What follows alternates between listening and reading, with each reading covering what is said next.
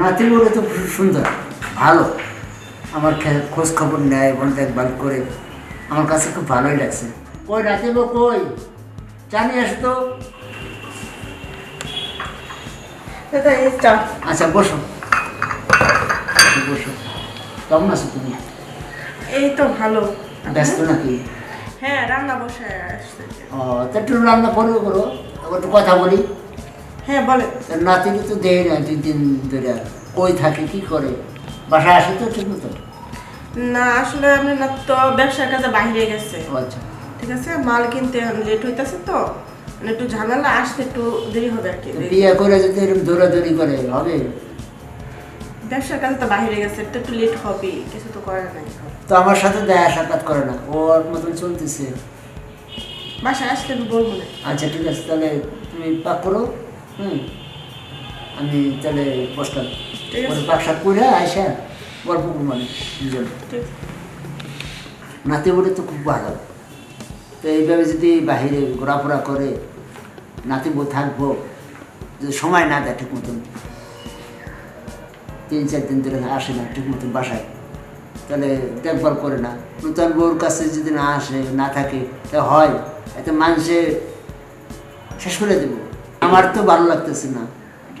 নাতি বাড়িতে যদি ঠিক মতন ঠাপ না দিতে পারে, তা নাতি বউ তো থাকবো না, তাহলে তো আমারই দেখাশোনা করতে হবে, আমারই ঠাপ দেওয়া লাগবে। আজকেও হোক যেমনি হোক আজকে ঠাপ দিব। বুঝতে পারছি নাতি ব্যবসা নিয়েই থাক, আমি তোদের আজকের আমারই দেখাশোনা করতে হবে। জোর করলে আজকে আমি থাকবো। আসুক আর না আসুক, ঘুমাইলে আজকে রাত্রে যাবো, যেভাবে হোক জোরে গেলেও যাওয়া লাগবে। যাইয়া নাতি বেরো ঠান্ডা বানানো লাগবে, না ঠান্ডা হবো না। যে তোর দাদা শরীর, উঠান্ত বয়স, এ থাকবো না, আমারই দেখে শুনে রাখতে হবে। যাক আজকের কামটা সার যেমন হোক। তাহলে এখন বাজারে যাই হাঁসের ডিম 2টা বাইরে দিই, আর একটু দুধ খেয়ে তারপর নাতির বললো পাল্লা তুমি আই বাজার যা। খাওয়া দাওয়া তো শেষ করলাম, আজকেও আসলো না, মনে হয় আর আসবে না। থাকুক ওর ব্যবসা নিয়ে, আমি ঘুমাই যাই।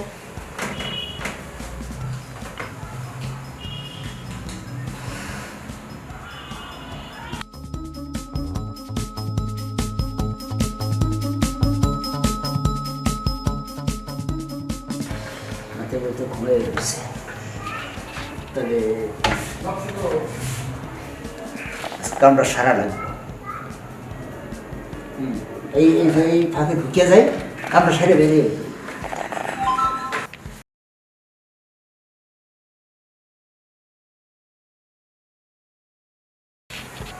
খুব সুন্দর কিন্তু ভালোই।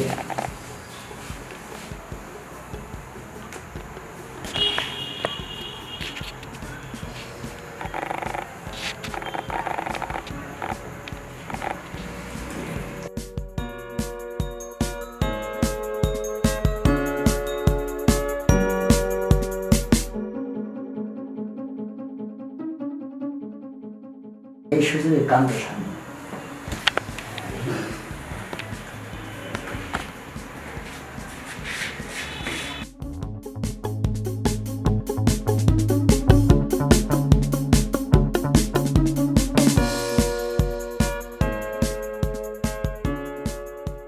দাদা কি করতেছেন? স্যার স্যার দাদা আরে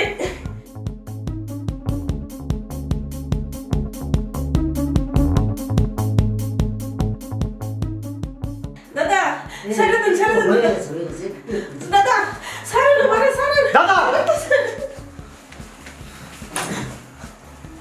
সি সি সি সি সি সি সি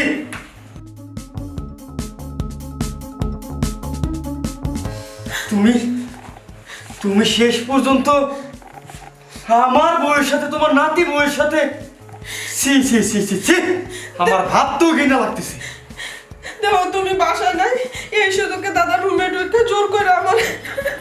দাদা তুমি তুমি শেষ পর্যন্ত আমার মুখ দিয়ে তো বলতেও কিরকম যেন লাগতেছে, তুমি আমার বউয়ের সাথে একা পাইয়া, সি সি সি সি সি আজকে যদি আমি সময় মতো না আসতাম তাহলে তো তুমি আমার বই শোনো দাদা, তুমি জানো যে আমি তোমারে আমার আমার নিজের নিজের বড় ভাইয়ের থেকে অনেক বেশি আপন মনে করি আমি তোমারে।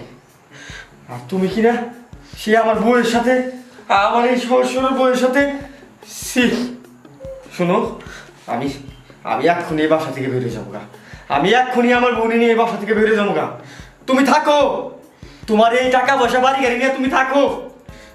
জানো কি নাতি ভুল হয়ে গেছে না, ভুল ভুলে করে বেড়াচ্ছি।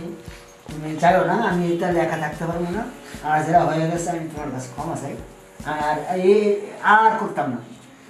ঠিক আছে, বর্মর কাছেও আমি নাতির কাছেও আমি ই করি, আমি যে ভুল হয়ে গেছে তাই তুমি মাফ করে দেবো। ঠিক আছে, তুমি যেহেতু তোমার ভুলটা বুঝতে পারছো এতে অনেক কিছু। আসলে এই এই কথা যদি পাড়ার অন্য লোকে শুনে অনেক খারাপ খারাপ কথা কইব, এই জন্য আমি সব কিছু মুখ বুঝে সহ্য করে মাইনে নিয়ে গেলাম। কিন্তু আজকের পর থেকে যদি আমি এই সমস্ত কোনো আকার ইঙ্গিত দেখি তাহলে বাদে মনে করবা তোমার নাতি মারা গেছে। না, তোমার সব কিছু তোমার থাকবে, আমি কিচ্ছু নেব না, তোমার সব কিছু যা আছে আমার সব তোমার দিয়ে দেবো, তুমি আর মানুষের কাছে বলো না। আর শোনো, তোমার একটা কথা বলি, বলো। দাদা হয়তো না জানে না বুঝে বড় একটা ভুল করে ফেলছে, তুমি দাদার কথা কিছু মনে করো না। আর এই সমস্ত কথা তুমি কাউরে বললো না, তাহলে মানিজ্য যাইবো গা।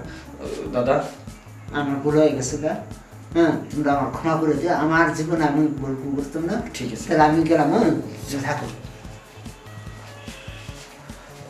আমি তাহলে ফ্রেশ ট্রেশ হয়ে আসি, তুমি আমার খাবারটা রেডি করো। ঠিক আছে, যাও। যাই হোক আমার স্বামীরা আসছে, আসার কারণে ভালো হয়েছে। যাই হোক কি আর খাবারটা পারে।